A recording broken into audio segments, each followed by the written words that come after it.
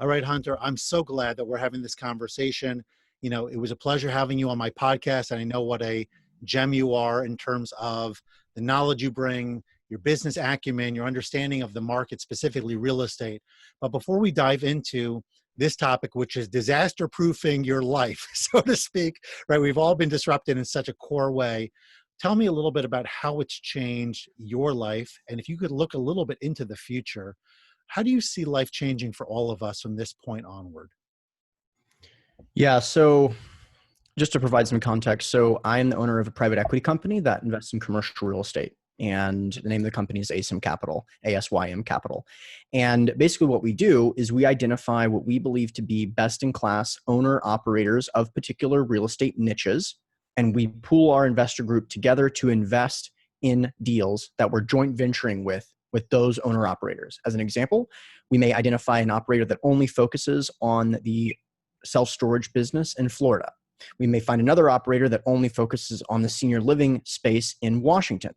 And so that way we can intelligently participate in a lot of different niches without feeling like we're being a jack of all trades, because we're deferring to their expertise to a large degree. And our firm basically acts as the capital and investor relations arm of their firm. I say that because we have been very focused on the recession-resistant real estate asset classes for the last 10 years. And we're very well positioned for this particular risk because while this particular risk, and what I'm referring to, of course, is COVID, it has its unique components, some of which are very, very unique. Generally speaking, you'll find the same reoccurring themes in most recessions. As an example, the hotel industry tends to be hammered. The hotel industry and hospitality and anything luxury tends to really go through those really cyclical changes, while things like self-storage has a lot of inherent qualities that allow it to be counter-cyclical. So the more people are downsizing, the more likely they are to use self-storage. You have kids moving home unexpectedly from college, people moving jobs, having to move or downsize. All of that stuff ends up being very compelling for that model. So we've built a portfolio around that thesis. And now that the recession is here, it's being tested. So far, we're really comfortable with our holdings. So that's kind of my personal strategy and how this particular thing is affecting me. There's fear in the marketplace, which creates an opportunity for pricing arbitrage for future purchases. But from an asset management standpoint, things are going quite well, all things considered, which, like I mentioned, this is a very challenging situation. Sure. So let's translate that, if possible, to more of your average individual who's looking at the situation, maybe not as well positioned, at least looking forward. Because one of the things that I did distill from my novice standpoint, I clearly don't know your industry nearly as well as you do, is that sometimes you need to be thinking about what kind of resilience may exist, what kind of opportunities, or we all want to ride the waves as they exist in a positive sense, but we need to be thinking about what may be around the corner. And sometimes it's there faster than we can really plan for. So if we think big picture or longer term, we're better positioned to do that. Any practical tips there? Yeah, so I'll break this down to two components, both of which I think are very important. So generally speaking, if you're listening to this, you need to understand that you are inherently better positioned than most people, because I'm sure that most of the conversations you've had on here have had something to do with when is the next recession going to happen, and what is that going to mean for your business, my business, and other people's businesses? That's what it is. Yeah, that's what we're trying to empower people to do. Exactly. So just having that conversation frequently, you need to understand that while it may feel like you and all of your friends are thinking around those same lines, that's not most people's reality. Most people are not constantly contemplating about the future, preparing for the future financially and emotionally. And that's the delineation I want to make, in the sense of, this is not a typical conversation, but now that it's here, you are in a position to be that source of stability. And in order to do that, the two different things, the emotional side of things and the financial side of things, need to be addressed. So let's talk about those two. From a financial standpoint, right now is a very good time to skill up. It's a very good time to make a big investment in your own future. So what that means is, if there is a list of books that you want to read and haven't, now is a great time to blitz through them. One of the other things that I like to do, especially when times are tough, anything that you think is a 6-month goal can likely be a 2-month goal or a 1-month goal if you really put your mind to it. And then if you have that goal and you set a 30-day timeline and then reverse engineer what you'd have to do on a daily, weekly, monthly basis to accomplish that goal, your results start to really pick up momentum.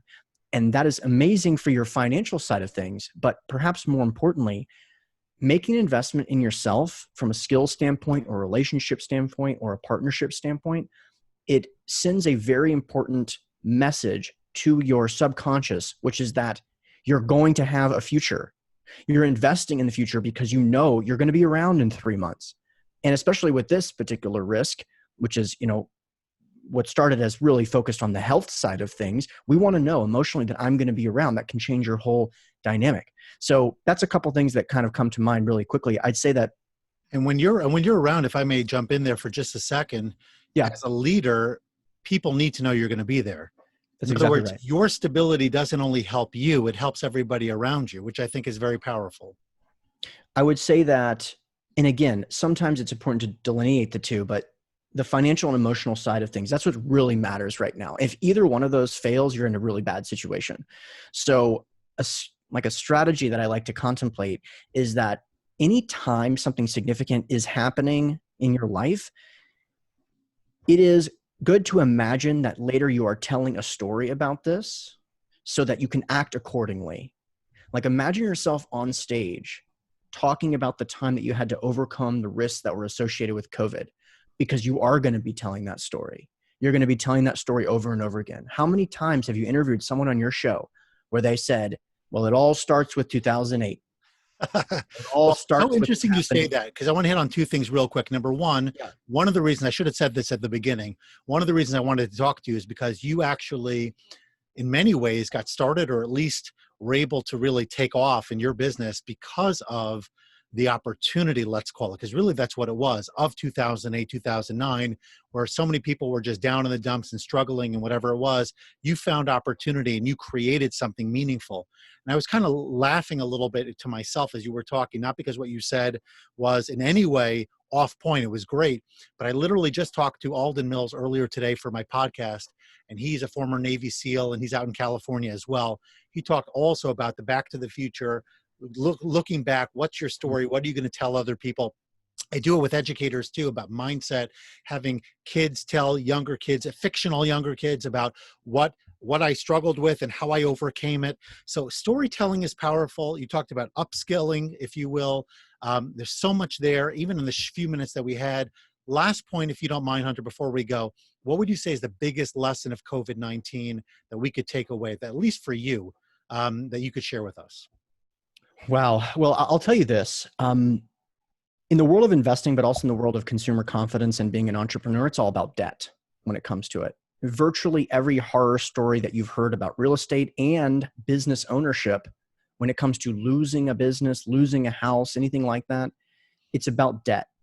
How long do you have before you have to pay off that debt? What is the interest rate associated with that debt? What is your relationship like with the lender of that debt?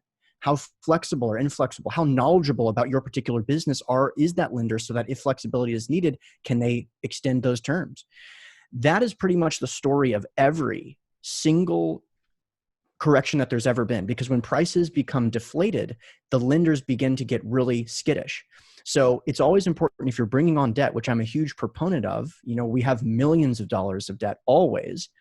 It's about thinking through the debt portion as being more important than any other part of your business, because when it comes to actually protecting your own investment, whether it be your business or an actual investment, that's going to be the single most important determining factor in whether or not you succeed or fail in a big way. So because of the fact that we have a conservative debt on our portfolio, we can sleep like babies knowing we can work through this. If we have a massive refinance coming up in 12 months, that's a completely different challenging situation. Wow. Okay. So I'm really glad we ended with that, because that's much more, in many ways, more of a business orientation response, which I think in many ways, that was the insight addition to what you shared before, that additional piece I think was so powerful, so valuable. Understanding not only your debt ratio, but also understanding your relationships. There's so much there Thank you, Mm. Hunter, for your few minutes of time. Short, sweet, powerful, and to the point, which is I know how you deliver all of your content. So I would encourage everybody to connect with Hunter, and certainly I hope that we'll connect soon on the back end of all this. We'll be able to look back at it and say, this was an opportunity, a growth experience, everything else, and everyone came out of it safe, healthy, and more importantly, empowered for the next stage, the next positive wave that we're all going to experience in our future. Exactly right. Thanks again. Thank you.